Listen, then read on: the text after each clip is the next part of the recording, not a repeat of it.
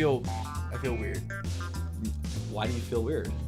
Because for the first time ever, we're on opposite sides of the stage. I'm liking it. I'm settling into my new digs over here. Ridiculous. Well, speaking of weird, we are wondering what's the line? What is the line where it just gets too weird for craft beer? Glub, glub, glub, glub, glub, glub, glub, glub, glub, glub, glub.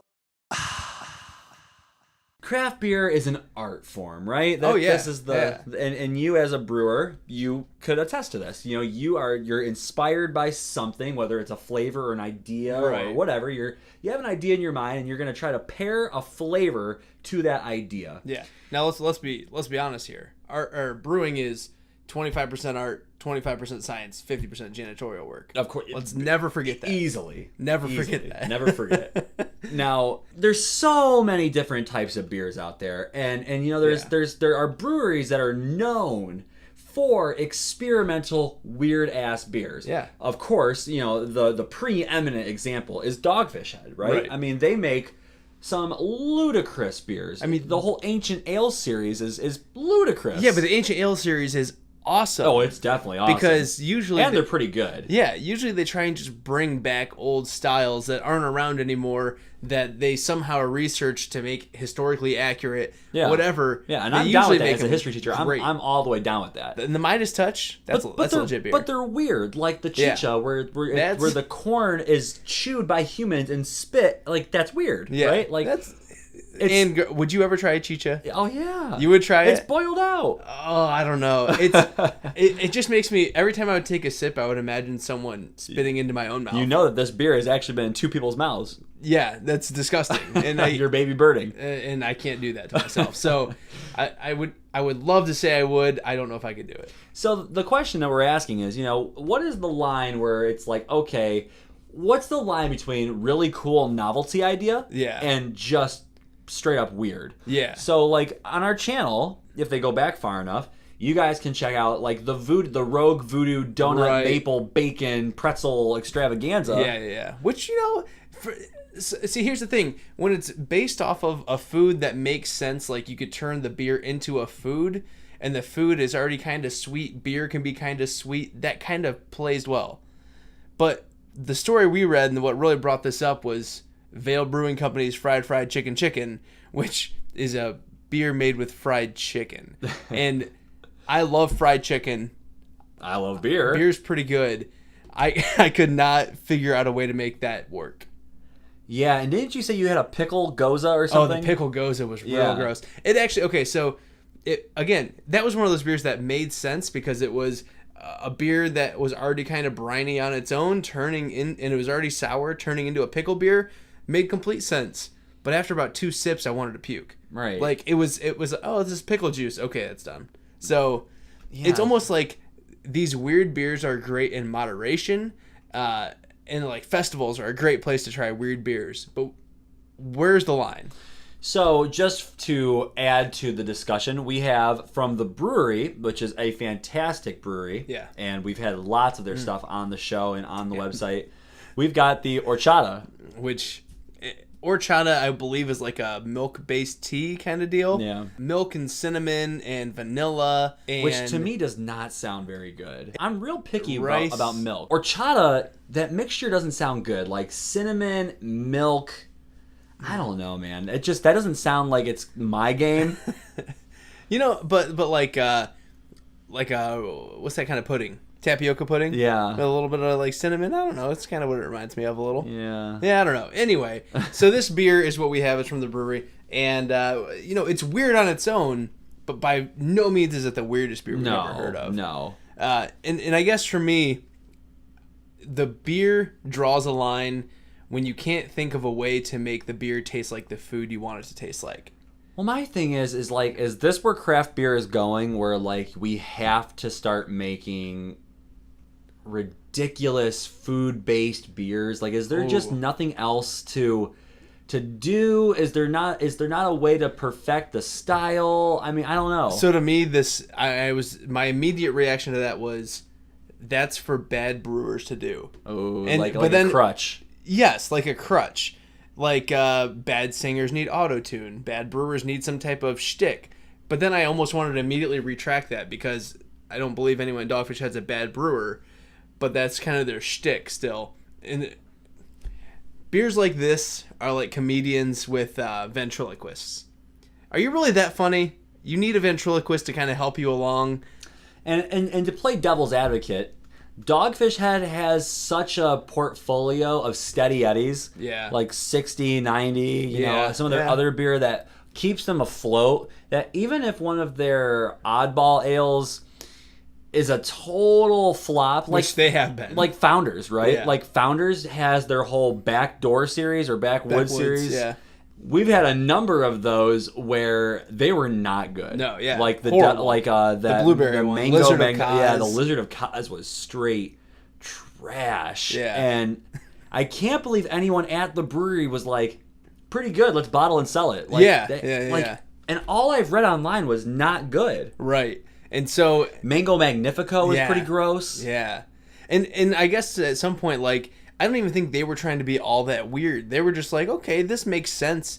But like weird beers, I feel like try to get your attention. They're like the clickbaity titles that you would read, like, is this the end of the Brew Review crew? Or, you know, women are pissed at this beer. Yeah, things like that are very clickbaity, and I feel like that's the same kind of thing for the beer. But once you try the beer has to speak for itself. And with that, let's do a little description of this horchata.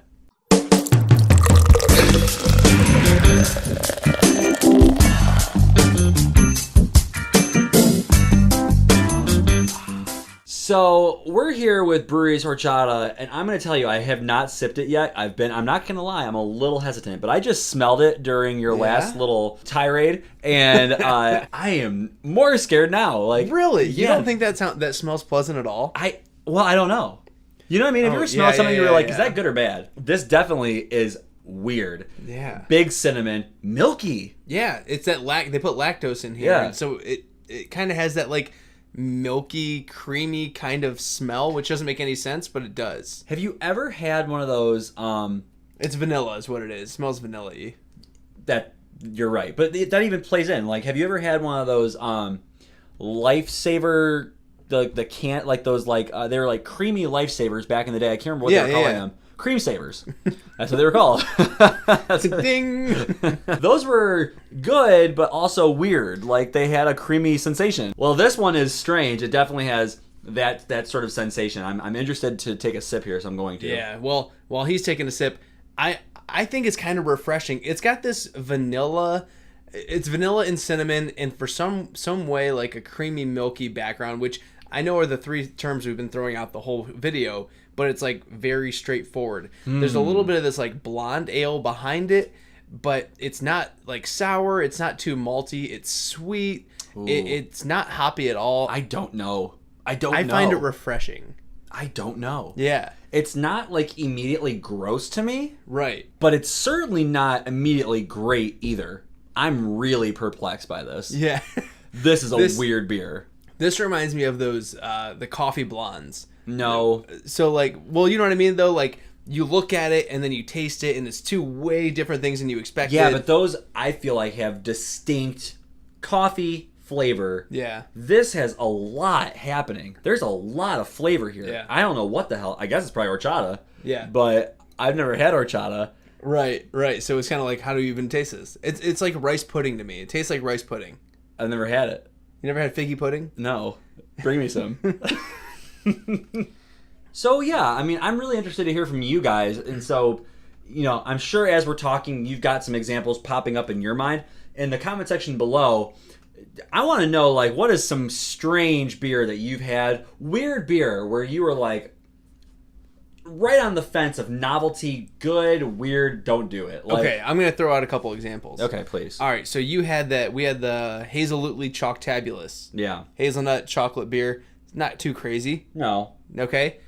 Was it Pearl Necklace, the oyster stout from Flying Dog? Mm-hmm.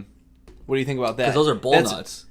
Well, no, that's Rocky Mountain oysters. Oh, yeah. This is brewed with actual oysters. Yeah, to me that information alone was enough to me. I haven't even had it. It doesn't taste like oysters at all. I mean, like, if I really try to get, like, a brininess, that's about it. And I guess it's kind of supposed to be... There is a Rocky Mountain oyster beer, though. Yeah, which, again, not having it. No. And the only reason I would even try this fried chicken is because I heard it's made with very little amounts of fried chicken to the point where you probably can't even taste it. So then why do it? Because we're talking about it. Yeah, I get that. Yeah. But that's cheap. It is cheap. And have you ever heard of Veil Brewing before this? No. And are you probably going to try and search it out and try it? Yeah, I would. Exactly. So they just won. Yeah. They just won. Yeah, so I'm really interested in hearing your thoughts. Is it elitist to say that it's a crutch for brewers? Probably, yeah. I mean, I probably came off as a huge snob like that, but I feel like that's true. I mean, they always say if you want to show the true test of a brewer, brew the lightest beer possible because you can't hide flaws. And this is not beer related at all, but I kind of relate it to so my favorite band is Chicago, and they've played a song called Saturday in the Park probably a million times, right? Yeah. And you'd think, like, aren't you tired of playing that song? Yeah. And they said, for us at this point, it's trying to perfect the song. Can we play it perfectly without missing any notes on Guitar Hero? Without a single blip, a bleep, a blop, a missed chord on Guitar Hero. No Matt Skibas. No Matt Skibas. Can we do it perfectly? Shouldn't that be craft beer where, like, you're a brewer and you're going to perfect a style, or you're going to get interesting within the parameters of a style? Is it snobby to say that? Is it like a screw you guys, who are you? We're the brewers. If you don't like it, don't drink it. I don't know. Well, I think there's a point to that, and that's kind of the way I feel. But I also feel like there's a point where there's so much shelf space. You got to stand out. You got to sell beer. And even if it's only, you do these rotational things where you sell this crazy beer and then you never go back to it again, you're selling, you're winning. I feel like that's kind of where beer's going. I'm not really happy about that trend, but I also feel like, brewers, more power to you for getting what you want. With this one, though, I feel like because it's sweet and beer sometimes has a sweet flavor already, it plays really well with the other things that they're trying to do.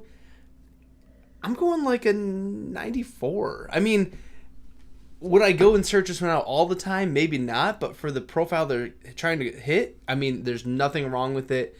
It tastes fine. It's refreshing. Pretty delicious. I'm also going to go a little lower than you on this video. I think the flavors are in harmony. I think they're balanced. Yeah. I think it works. It's too weird for me. Okay. I don't think that I could drink this again. I don't think I could drink the rest of this glass. It's a good festival-sized beer. Yeah. Not my thing. I think they brewed it well. I'm going to go, though, like in the high 80s. I'll go 88. Okay. All right, I think 88's a fair score. Let us know, guys. What do you think is the line that craft beer should not cross? For me, it's when you start going into those savory flavors. I think that's a little weird, and I don't think it meshes. Reuben beers. I'd actually probably try that. And on that note, always remember, we are the Brew Crew. We'll review. A brew for you. Cheers. Cheers. Guys, we have all kinds of different contests going on. All you have to do to learn about them, you can win books, you can win wall art, you can win all kinds of stuff from us at the Brew Crew. All you have to do is go check out our podcast. It's the On Tap Podcast. Search it anywhere that does podcasts, iTunes, Google Play, On Tap Podcast. Thanks a lot.